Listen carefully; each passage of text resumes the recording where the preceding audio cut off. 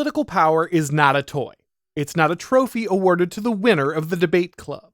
Power is a game, but it's the game of kings. It's chess, not checkers. If you intend to play the game, you'd better come with a serious strategy and the will to win, because you can bet that the other side is playing for keeps. For too long, conservatives have engaged in politics as if it were professional football, something to watch for entertainment while sitting on the couch so you can complain about your team to the guys at work on Monday. But leftists understand that political power grants them the ability to reshape society, and while conservatives grumble at losing another playoff to the crosstown rivals, leftists are changing the rules of the game to ensure that they never lose again. Many conservative commentators directed their outrage at Donald Trump this week after he voiced his intention to maintain the position conservatives have argued for decades, that abortion law is an issue to be left with the states. After the stunning decision of the Supreme Court in 2022 to overturn the constitutional disaster area that was Roe v. Wade, the question of whether and how to restrict abortion returned to the states with mixed results.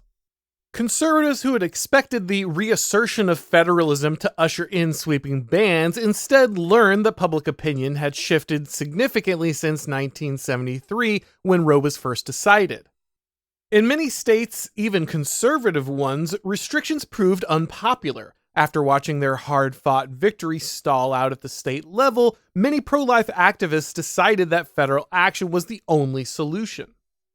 Trump's decision to embrace the Dobbs ruling as a victory and move on is all about winning the presidency again in November. Most Americans don't like the idea of federal restrictions on abortion. Not only is it unpopular, it's also a powerful motivator for the Democratic Party base to get out to vote. If you want to ensure voter turnout and donations for the left as never before, making abortion law the central issue of the election is the best way to do it.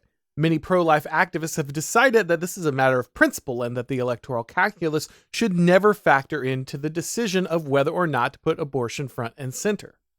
I fully respect that dedication to principle on a very important issue, but ultimately, this is not a question of principle. It's a failure to understand the mechanics of political power.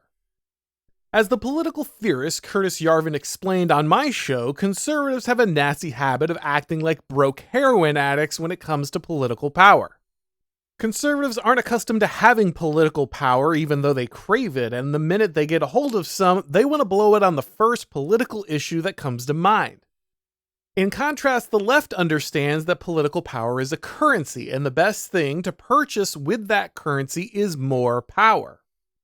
A victory on an important issue may feel great, but that victory is often quickly undone if the opposition regains dominance. Securing power doesn't just ensure victory today, but it also ensures that the victory will be retained, and promises that additional wins will be easier to obtain in the future. Let me ask you this: did the Democrats campaign on open borders and trans kids in 2020? No. Did America end up getting open borders and trans kids anyway? You bet. Why? Well, because leftists understand that the most important thing was to secure their power first and to achieve their agenda second. And by the way, that didn't mean abandoning their progressive principles. In fact, the left got to implement far more of those principles simply by understanding that there's no substitute for victory. Hey guys, let me tell you about today's sponsor, Magic Spoon. Like a lot of you, I have fond memories of waking up at the crack of dawn, excited to watch all the Saturday morning cartoons. Now, Mom didn't want to wake up that early on Saturday, who can blame her? And so that meant that we got to pour a bowl of our favorite cereal for breakfast. They tasted great, but of course they were full of sugar and not that healthy, which is why they were a treat. But now Magic Spoon has an alternative to the cereal that you loved that has zero sugar but still tastes great. Magic Spoon has reinvented your favorite childhood cereals to taste great, but now each serving contains 0 grams of sugar, 13 to 14 grams of protein, and 4 to 5 net grams of carbs per serving. It's a keto-friendly, gluten-free, grain-free, and soy-free way to relive those moments watching your favorite cartoons, and it's only 140 calories per serving. And now Magic Spoon has chewy, delicious treats for when you just want a snack. Chocolate peanut butter is my personal favorite, but they have all kinds of fun flavors like blueberry muffin, marshmallow, and double chocolate. So head to magicspoon.com/Auron to grab a custom bundle of cereal and try the magic for yourself. And don't forget to add their tasty treats to the order. Be sure to use the promo code Auron at checkout to save $5 off your order. So get your next delicious bowl of high protein cereal at magicspoon.com/Auron and use the code Auron to save $5 off. The pro-life issue evokes passions for good reason, so let's consider another example that's less emotionally charged but no less relevant. Both Joe Biden and Kamala Harris have recently announced the administration's intention to implement widespread student loan forgiveness. Biden made the same promise in 2022 to generate support during the midterm election before his illegal program was struck down by the Supreme Court.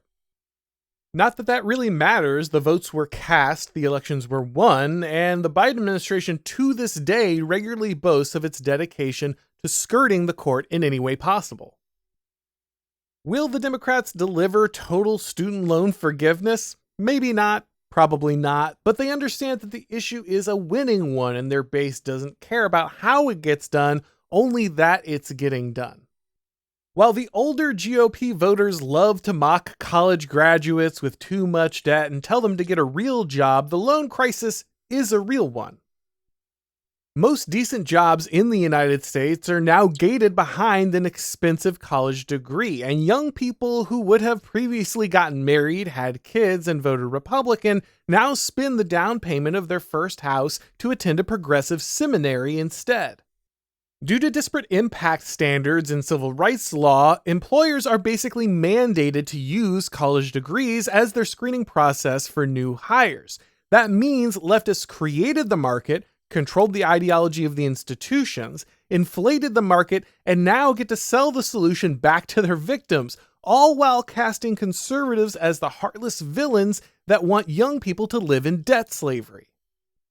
Now, the right wants to argue the issue on the principles. What the Biden administration is doing is immoral and illegal. The Democrats are stealing money from the GOP base, who are less likely to have college debt, and using it to bribe the voters. But again, this argument on principle is a losing strategy. Student debt holders correctly understand that they're already stuck playing a rigged game, and they don't care if someone needs to break the rules to make things right. Instead of trying to appeal to the better nature of an administration that doesn't possess a better nature, the Republicans should offer an alternative solution that secures power for them in the future. To help alleviate the student debt crisis and gain power, the GOP should begin by levying a massive tax on university endowments. These institutions are almost uniformly leftist and are sitting on massive piles of cash, which they accumulated by robbing their students and abusing the tax code. Take the money and use it to pay off student loans, in addition to removing all federal subsidies and making student debt dischargeable through bankruptcy. Strip out civil rights law and its disparate impact provisions so that employers can once again use simple aptitude or IQ tests to screen employees. This plan might not offer the immediate catharsis of debating woke college kids on the merit of their gender studies degrees, but it would fundamentally change the balance of power in the United States by removing the leftist monopoly on employment credentials. Look, Joe Biden is a sad joke, a mask that the regime wears to hide its face, but the people who actually run his administration have been a disaster for this country. The right can spend this electoral cycle focusing on issues that are both popular and secure additional power.